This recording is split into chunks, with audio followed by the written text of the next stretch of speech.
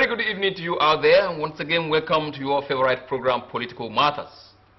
While we were away for a while, the reasons are very obvious. The pandemic ravaging the whole world, called coronavirus. But we assure you we are back, and this time in full blast. Today we want to talk about politics and its aggressiveness. Why the struggle for power at all cost. What is happening across the country, the do and undo elections are just by the corner. Just last week, the Nigerian Medical Association, medical doctors of all people, blood all over the place at Opera Square in the name of politics. So the desperation for power, what is it? One is given to power to serve the people, or one offers himself to serve the people. But when somebody now wants it at all cost, even at the cost of life, then we begin to wonder, is it service to humanity that is actually the person's intention? A former president, Goodluck Jonathan, did say that not the blood of Nigerian is worth losing in the name of power struggle. Many thought we would have learned our lessons from that gentleman's statement. These are the issues we shall discuss today, and I have in the studio a very qualified personality to handle this matter, a professor of international law and global politics, based in the US and Italy. I'm talking about Professor John JEHU ONYEKWERE, NNAJI. Prof, you're welcome to the program. Thank you so much. Well, desperation for power, the struggle to grab power at all costs, even at the cost of life. What is responsible for it? Yeah, very good question, and it's very pertinent. The Nigerian situation is quite worrisome. I know that elsewhere in the United States and in Europe, people try to put things, beyond the norm of the ethics to acquire power. But here in Nigeria, we operate a nascent democracy, which I believe we are learning from the experts. But we're not good learners, because this is the first time I can see that people, for quest of position, can, want to take lives. Elsewhere in the Western world, people use political tools to unseat a particular opponent. Like in the United States, for example, the elections are around the corner. The presidential elections are around the corner, which will be in November. President Trump is facing a real battle with his presumed rival, which is Joe Biden, former Vice President of the United States. But that kind of interplay of political, attacks has been on the rise, especially with the onset of the pandemic. While the U.S. President and his administration are trying to downplay the effects of the pandemic, the people on the other side of the political aisle, talking about the Democrats, whose presumed nominee is Mr. Joe Biden, tries to raise the ante on the attacks, thereby trying to leverage on the pandemic to undermine the powers and administrative prowess of the U.S. president, as if he was the one that caused the pandemic. So these are things we see in foreign countries. These are normal. These are political, bickerings. But let me try to come back home. Whereas in Nigeria and most of Sub-Saharan Africa, we tend to go, physical, either by way of fisticuffs or using some thuggery or kind of weapons to, achieve and acquire positions. This is a very worrisome development. Then what is at stake when people get into power? People try to, use fair means or foul to arrive at a political destination just because they want to be known for prominence. Others go there because for quest for money. But whichever way, the methodology employed in trying to arrive at this destination is quite, antithetical to normal approved means of acquiring these positions. So I believe that the political class in Nigeria needs to, go through the rudiments of politics and its attendant administrative positions in order to go through this process in the right way without leaving carnage along their path. Okay, you talked about American politics. Everything you said in the summary is that their politics are issue-based. When the opposition tries to shoot down the incumbent President Trump using his handling of the coronavirus pandemic, that's issue-based. They want to tell him he didn't get it right. And they want to say, if we were that is how we would have done it. Fine. One would have expected that that is the kind of thing we would have been doing in this country by now. Which is this word nascent democracy, I feel a little bit uncomfortable with it, because the way we are going, even in the next 50 years, we'll see you'll be using the word nascent democracy. As if some other countries like Ghana that have got it right now, we didn't get independence at almost the same time. So, what is that thing that makes the Nigerian politician very desperate? You've talked about the quest for power that will be known. I think it goes beyond that. Do you think the issue of the money they make from the office, both legitimately and illegitimately, plays a prominent role? Very true. The quest for money far outweighs that of prominence, because I think that most of them spend the money on things they don't even need.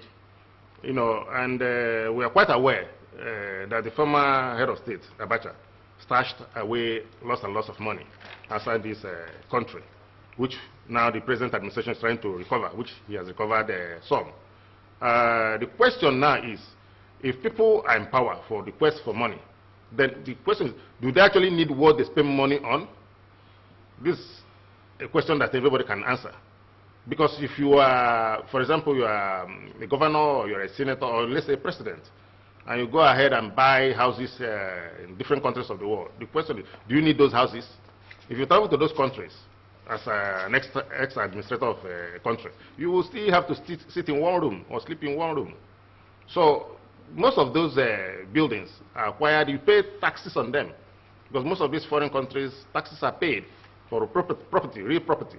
So, and money that is spent in paying for this property issues forth from the same origin where the person that amassed this wealth got the money from.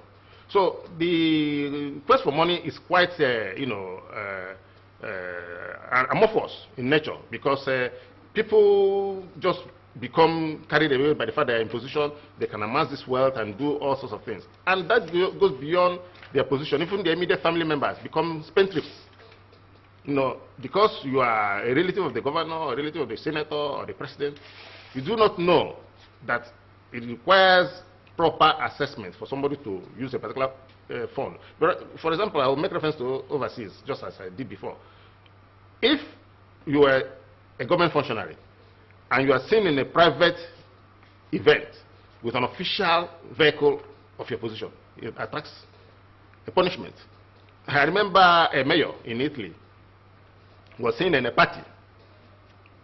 Well, it was not wrong to attend a party, but what was wrong was going with the official municipal vehicle attached to him to attend this party where there were girls. That was what was wrong. He was investigated. And the punitive measures were meted against him, because it's abuse of office. Because by the time you go with official vehicle, you use the driver, stretch his working hours beyond the time allotted by government or by the office that you occupy. But I know that some people do things like that here with impunity. So there are certain things we need to get right. That you are in a political position does not mean you are totalitarian in power. All it means that by the virtue of your office, there are the tenets that govern that office. And you must be governed by those tenets in order to be seen as a principled leader. But if we don't have effective norms, or let us say enforcement of the criterion for putting someone in power, people will continue to abuse these positions. So I think that, like you rightly mentioned, nascent years, from 1960 when we got independence now, somebody who is approaching 60 is not young man like that. That's a Nigerian. So I believe that Nigerians should be good learners vis-a-vis the age of the country. So Ghana got independent about 3 years earlier than we did, but they're getting things right.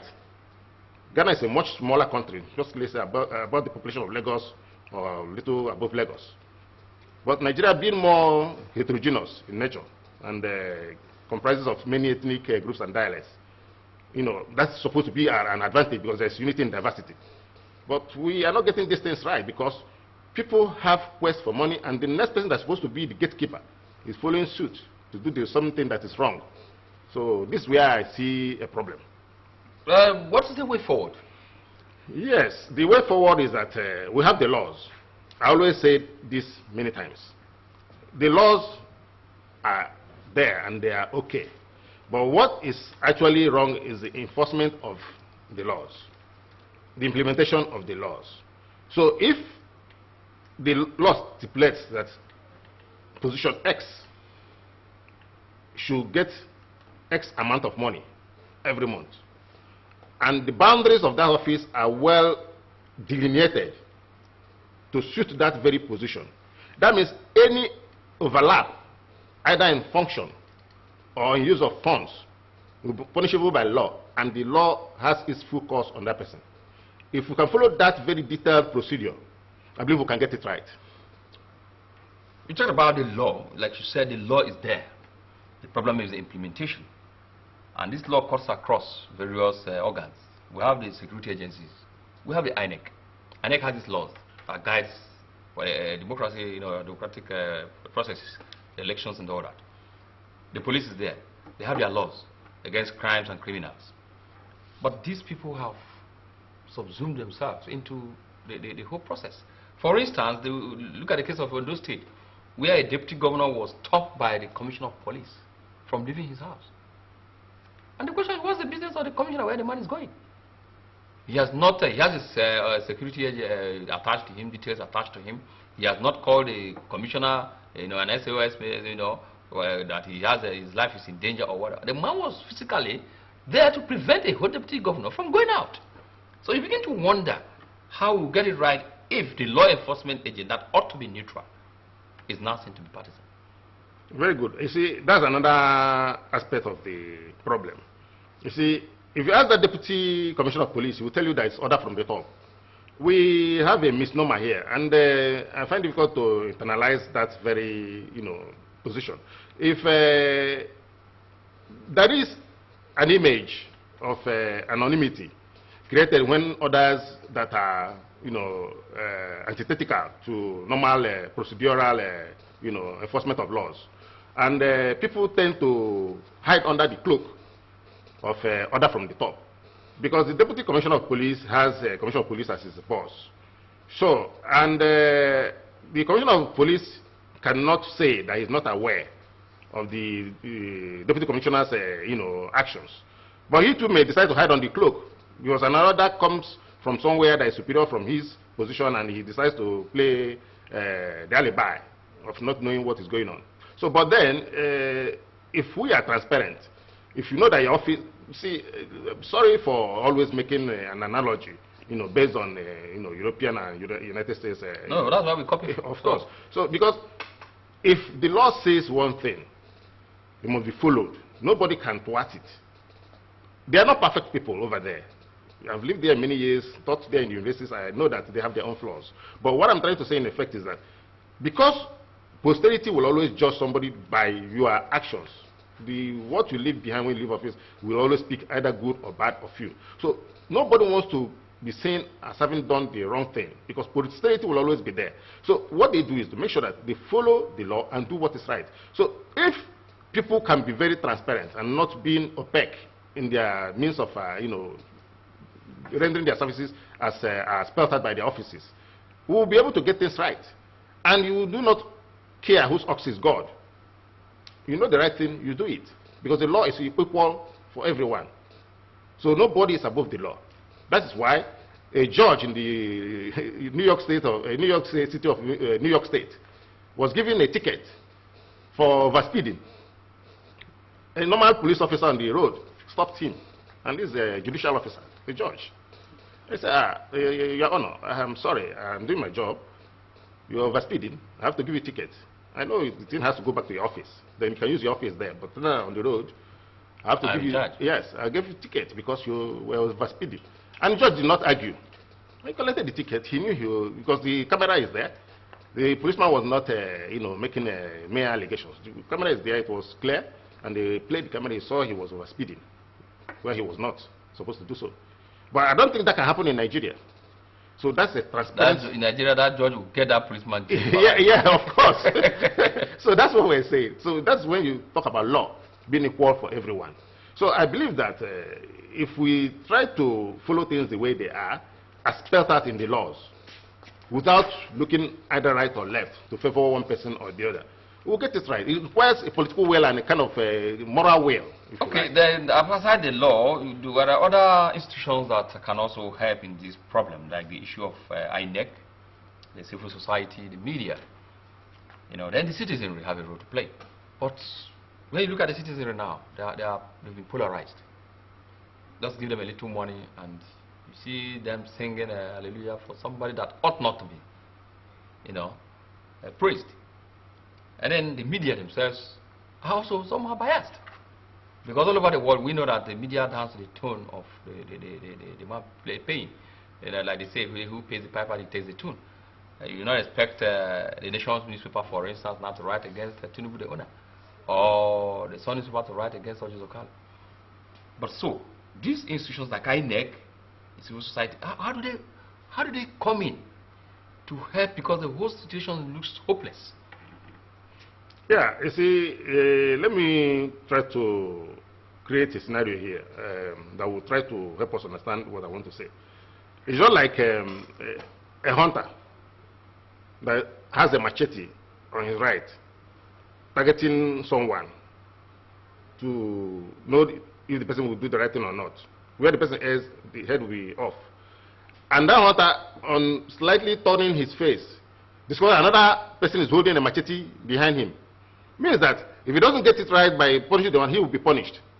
Yeah. So what it means is that if you put an institution in place and put people in place, you should put a monitoring team to monitor who is monitoring, who is monitoring.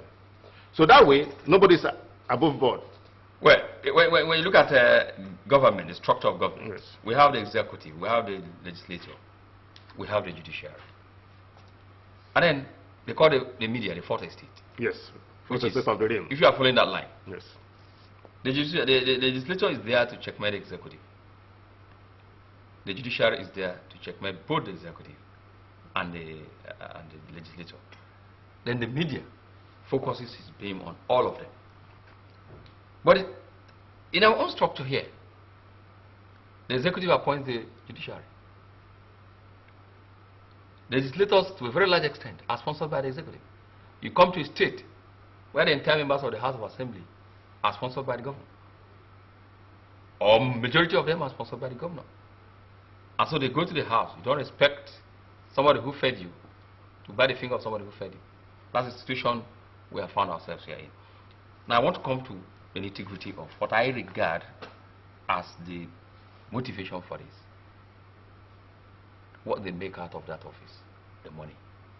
Do you think that if the allowances, emoluments from all angles that come to office holders are slashed completely, let's say by over 80%, and we regard it as a selfless service, do you think many of these people will go into politics?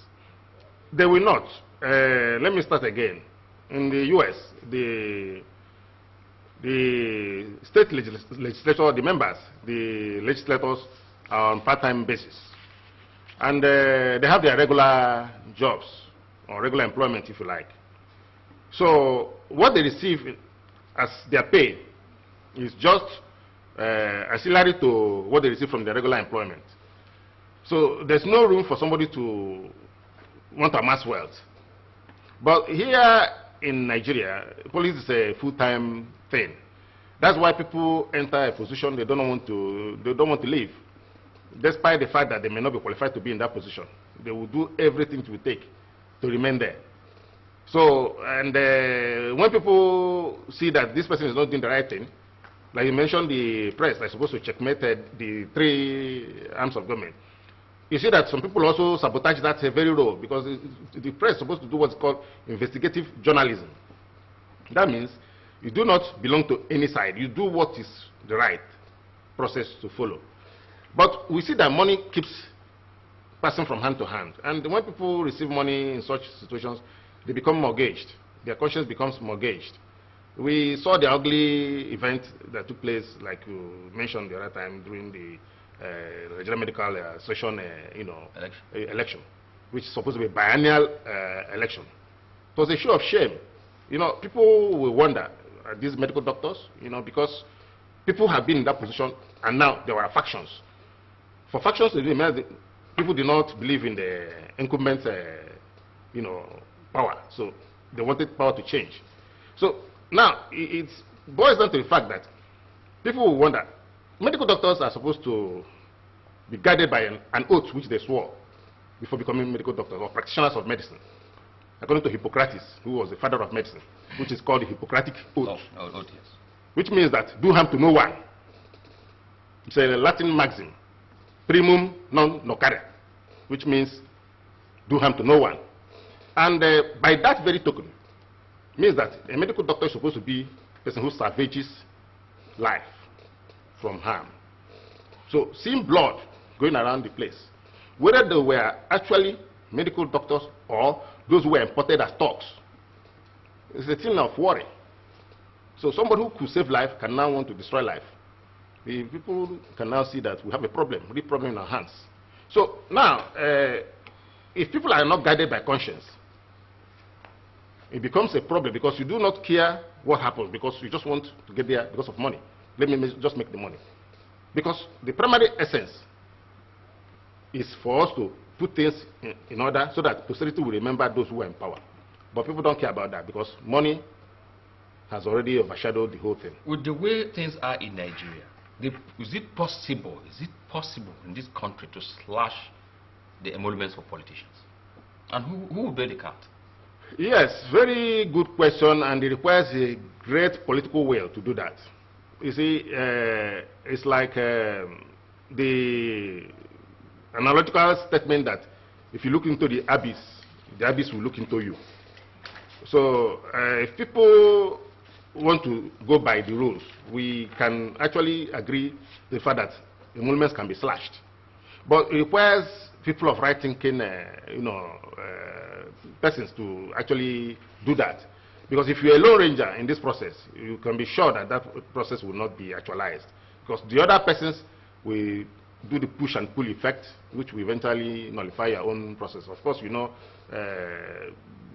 permit me to quote the chemical law of Le Chatterley law of chemistry, which says that when an external constraint acts on an equilibrium, the equilibrium position will shift in order to nullify the constraint. So in this case, what it means is that when something that's extraneous is tried to, is imposed on the normal functioning of a system, those who are there will kick back. Either they nullify that or they remove the process that is trying to bring that in place. So this is the problem we have. But if we can work on a kind of concerted effort, I think we can achieve success. Effort by who and who? The same people that are enjoying the emolument? Has a logjam. That is the point. But like I said, if one is not a lone ranger, it means that you have to convince people of like minds to think like you. So that process can now be kickstarted. Well, let's see how that goes. But in a country where everyone seems to be enjoying the large emoluments, I don't know where it will start from. The revenue and it's come and wages, salaries, commission, this, that of the civil servants. Then there's all this other parastatal there also that talks about that of politicians. But they say the National Assembly must make a law. They say National Assembly that is a target to an extent. Where a senator goes home to about 30 million or 20 something million. Today nobody knows exactly how much they go per month. Well, thank you very much for doing justice to this particular topic. I do hope next time we invite you. We have so many topics we can talk about, godfatherism and money politics and all that. In this program, we are back, and we're back for good. It's a pleasure having you in the studio. This is your maiden edition with us here. and we enjoyed your stay.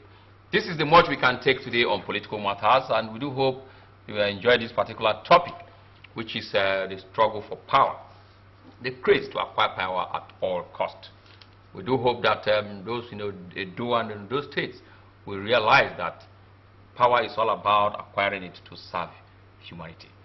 From all of us here in the studio, we do hope you join us next week for yet another interesting episode of Political Matters. Good night.